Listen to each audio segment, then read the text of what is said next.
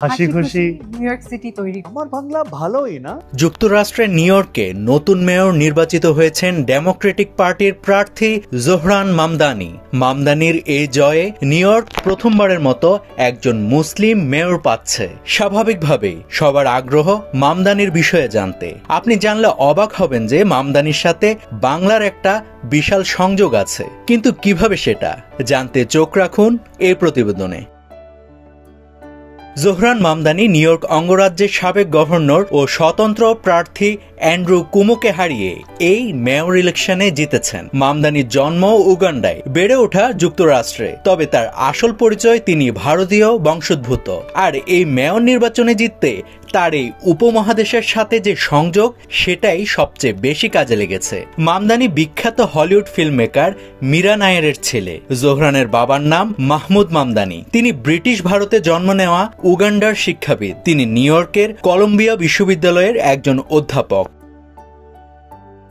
মামদানির জন্ম উগান্ডাতে, তবে শিশু মামদানি বড় হয়েছেন দক্ষিণ আফ্রিকার কেপটাউনে। 7 বছর বয়সে বাবা মায়ের হাত ধরে তিনি নিউ ইয়র্কে পাড়ি জমান। অ্যাসেম্বলির সদস্য হওয়ার আগে মামদানি ছিলেন একজন কাউন্সিলর। এছাড়া তিনি একজন র্যাপারও বটে।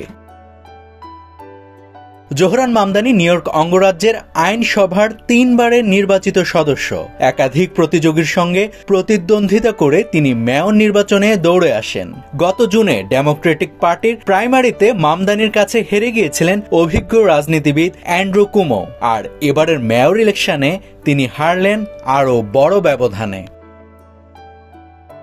মামদানি মূলত ইংরেজি ভাষাভাষী, তবে তার সঙ্গে রয়েছে বাংলার সংযোগ, যার প্রমাণ মিলেছে তার ভোটের প্রচারণায়। বিভিন্ন ভাষার সাথে লিটল বাংলাদেশ খ্যাত কিংস্টোনের বাংলাদেশি কাউন্সিলর শাহনা হানিফকে নিয়ে তিনি বাংলাতে একটি ভিডিও ক্যাম্পেইন করেছিলেন। তবে মামদানির এই বাংলা প্রীতির পিছনে রয়েছে আরও একটি কারণ, যেখানে নেই কোনো ভোটের স্বার্থ।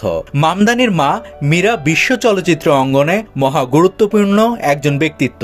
তার জন্ম ভারতের উড়িষ্যায়। তার বাংলা প্রীতিও আবার খুবই বেশি। এই বিখ্যাত পরিচালক হলিউডেও বাংলাকে নিয়ে গিয়েছিলেন বিখ্যাত দ্য নেমসেক সিনেমার মাধ্যমে। সেখান থেকেই হয়তো মামদানির এই বাংলা প্রীতি। নাভিদ হাসান, সোনালী নিউজ।